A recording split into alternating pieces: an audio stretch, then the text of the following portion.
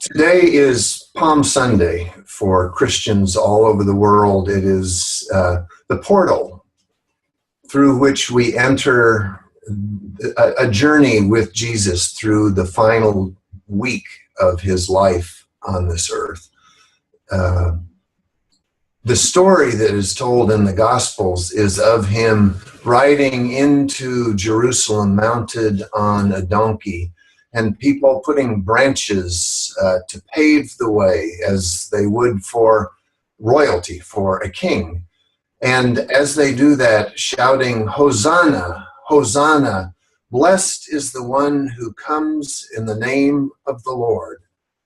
It's an image of people welcoming Jesus as the Messiah, is what Christians see in that, but also welcoming him as an earthly king, which is something he wanted no part of.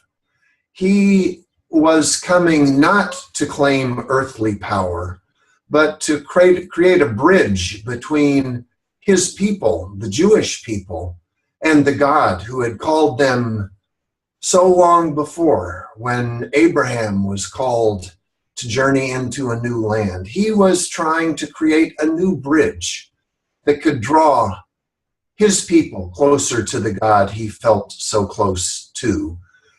For Christians, this is journeying with him step by step through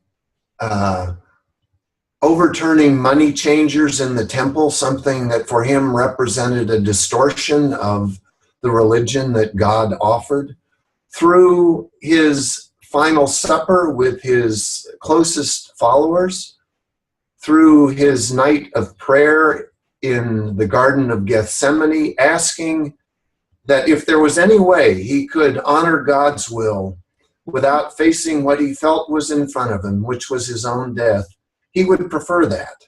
But in the end saying, it's not what I want that's most important, God, it's what you want, and I surrender myself to your will. He then is arrested in the garden, betrayed by one of his closest followers, taken to the occupying overlord, Pontius Pilate, who tries him and convicts him, sentences him to death. And that is what Christians commemorate on Good Friday. He is, according to the story, buried in a tomb. And on Sunday morning at sunrise, as Sabbath has ended, the women who followed him show up at the tomb to honor his body with spices and prepare him for a proper burial, which wasn't possible on Friday. And they discover, as the story goes, that the tomb was empty. And from that empty tomb, the story of it, his appearances, as they're reported to his followers in the days ahead, there was an energy that was breathed into a frightened band of followers who had deserted them.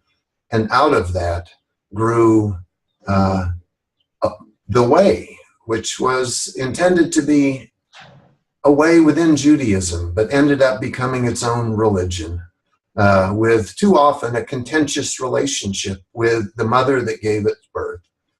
But on this day, for Christians, it's a time to re-enter that with Jesus and journey with him in faith into the darkness of the tomb to emerge ultimately into the light of new life, a journey we're asked to take again and again as we walk our earthly journey.